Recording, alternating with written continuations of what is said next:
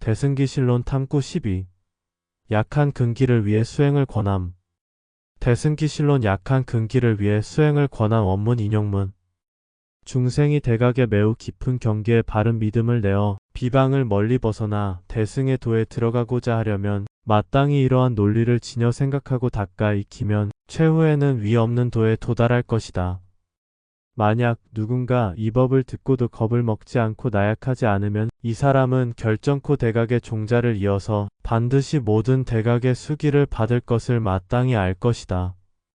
가령 어떤 사람이 삼천대천세계에 가득한 중생들을 교화하여 10가지 선을 행하게 한다 하더라도 어떤 사람이 한 차례 음식을 먹을 만한 시간에 이 법을 바로 생각하는 것만 갖지 못하다. 또한 누군가 이 이론을 받아 지녀서 관찰하고 수행하되 만 하루 동안이라도 닦아 익혀 가진 공덕은 한량없고 끝이 없어서 말로 할 수가 없다. 시방의 모든 대각께서 각기 한량없고 끝이 없는 아승지겁에 그 공덕을 찬탄하시더라도 능히 다하지 못한다. 왜 그런가? 이는 법성의 공덕의 다함이 없기 때문이니 이 사람의 공덕도 또한 이와 같아서 끝이 없기 때문이다. 원문 끝. 오늘은 약한 근기를 가진 중생을 위해 수행을 권하는 내용이다. 그러면 우선 본문 내용을 한 문장씩 해석해보자. 중생이 크게 깨쳐서 매우 깊은 경지에 올라 대승법에 들어가고자 한다면 마땅히 굳건한 논리를 지녀 생각하고 닦아 나간다면 나중에는 최고의 깨침을 얻을 것이다. 누군가 법의 이치를 듣고도 두려움이 없다면 이 사람은 반드시 큰 깨침을 이루어 모든 붓다들로부터 미래의 부처가 된다는 선언을 들을 것이다. 누군가 모든 중생을 교화하여 선업을 쌓게 하더라도 어떤 사람이 잠깐 법의 이치를 생각하는 것만 못하다. 또한 누군가 법의 이치를 잘 관찰하고 수행하면 비록 적은 시간일지라도 닦아 익힌 공덕은 한량없고 무한하다. 그 공덕은 모든 부처가 끝없이 찬탄해도 모자란다. 왜냐하면 법의 성품은 공덕이 끝없기 때문이며 그 사람의 공덕도 이처럼 끝이 없기 때문이다. 여기까지가 약한 근기를 가진 중생을 위해 수행을 권함에 대한 해석이다. 비록 약한 근기를 가진 중생일지라도 깨침의 길을 가게 되면 그 공덕이 얼마나 큰지에 대한 방편을 알려주는 내용이다. 두려움 없이 깨침의 길을 간다면 언젠가는 붓다가 된다는 가르침과 선업을 쌓는 것 그 이상으로 법의 이치를 아는 깨침의 길을 가면 그 공덕이 무한하다는 가르침과 깨침의 길을 가게 되면 모든 부처가 찬탄한다는 가르침이다. 보살의 사명이 모든 중생을 제도하는 것이라 치면 즉 보살이 중생을 괴로움의 바다에서 건져서 붓다가 되게 하는 것이라면 이는 실로 거대한 서원이며 공덕이 헤아릴 수 없이 크다. 그러나 실제로 존재 시스템 속에서의 보살은 어떠한가?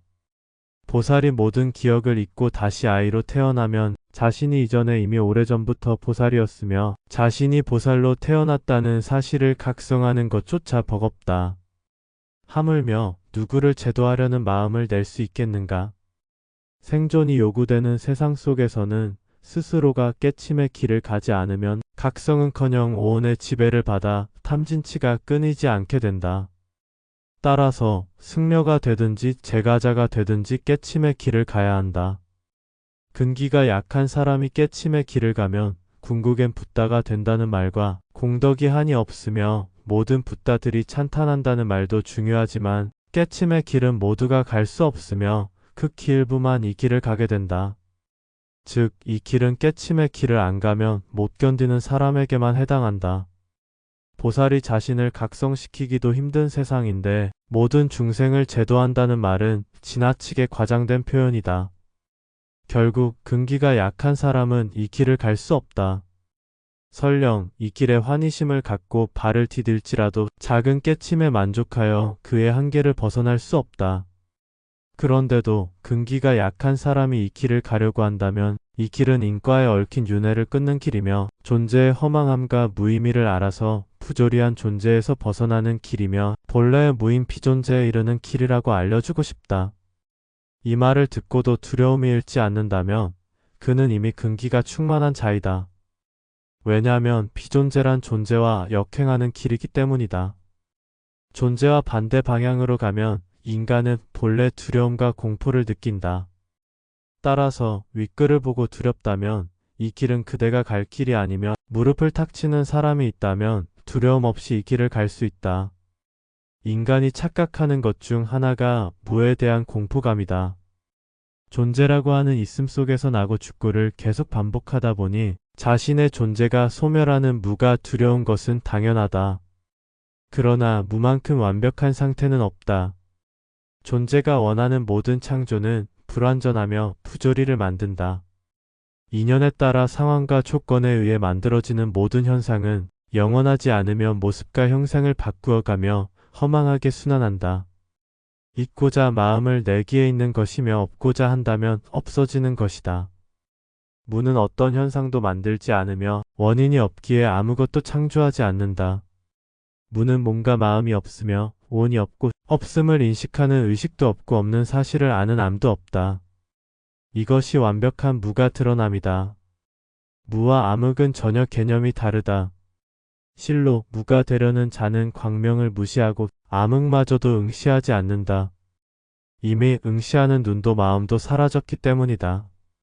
살아서 목숨이 붙어있는 상태에서 억지로 무가 되려고 하니 대상으로서 암흑을 응시하게 되는 것이다. 암흑 혹은 두정 등 신체의 일부를 의지하는 수행법은 임시 방편이며 무가 되고자 하는 길에서는 바르지 못한 수행법이다.